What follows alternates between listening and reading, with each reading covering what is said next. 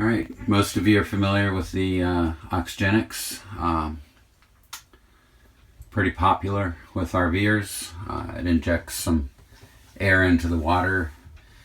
I believe it runs at 2.5 or 3 gallons per minute. I can't remember quite offhand, but it was definitely a little higher than I wanted for like boondocking.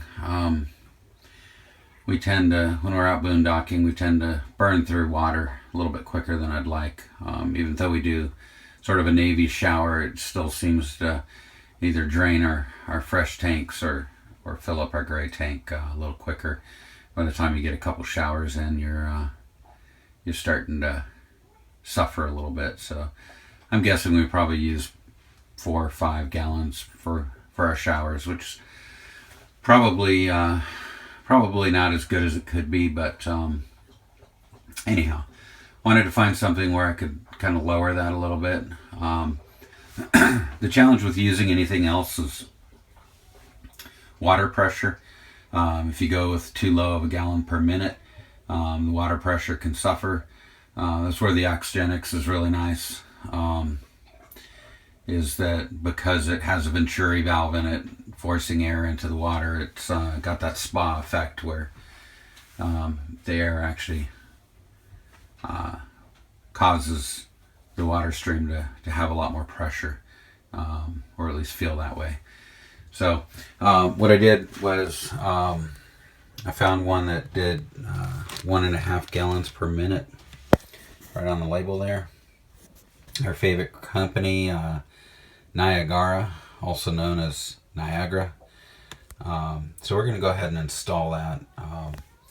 Pretty much all I'm going to do is take the connection off of the off here, plug the new one in. Then I've got my old bracket up there. I'll just pop the new one on that. We'll kind of do a side-by-side comparison. So let's start with, from a comparison perspective, let's start with the Oxygenics. So let me turn the water on here. And we have no water. Why is it? Oh, my valve is, there we go. Alright, I'm going to turn the cold all the way up. So again, we're on city water, so that's the cold all the way up. Let me go ahead and open the hot too. Not much of a change. Let's see it coming out here. I do have a pressure regulator on the city water, so without a doubt that's the problem. That's nice. I mean, you can feel that on your hand. It wants to lightly push my hand away, so that's good. I can't complain about that kind of a shower. Hopefully you can hear me. So give me a second and I'll swap out the head for the new one. The Niagara. Right here. Niagara. And we'll give that a try. Let me show you guys something real quick. So here's the Niagara brand shower head. And you can see right here that it's got this this bracket, which is designed to go onto a shower head, a standard shower head at home. Which in RVs we don't have that. We just have a hose that runs up from the unit down here. So basically, pretty simple. Gonna disconnect this this hose connection. And that hose connection will go right into that connection right there. So should be real simple. Again, I'll go ahead and install it and we'll see if it works. Alright, so that was easy. It took all but about 40 seconds, including testing it out a little bit. You can see it dripping here. So let's give it a try. Do this with one hand. Not the easiest thing in the world. So again, I'm going to turn both hot and cold on. Although I don't have my hot water heater on, it's still... Alright, that's it. You know, I can tell that there's not as much pressure as what you have with the Oxygenics. Yeah, it's not, you don't feel quite that push on your hand. How was I doing this before with one hand? Alright, well, that's cool. But do check this out. Now remember, this is 1.5 gallons per minute according to their documentation. See if I can turn this with one hand. Oh, what do we have going on here? Oh, it's worse. Look at that. Oh wait, something's happening. Oh yeah. Look at that. Okay. Now we're talking.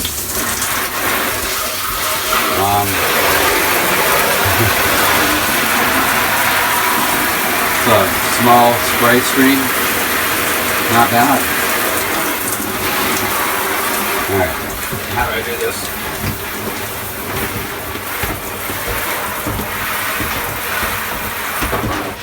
Guess I gotta learn to use tripods. I'm really bad about using tripods. And that mounts nicely.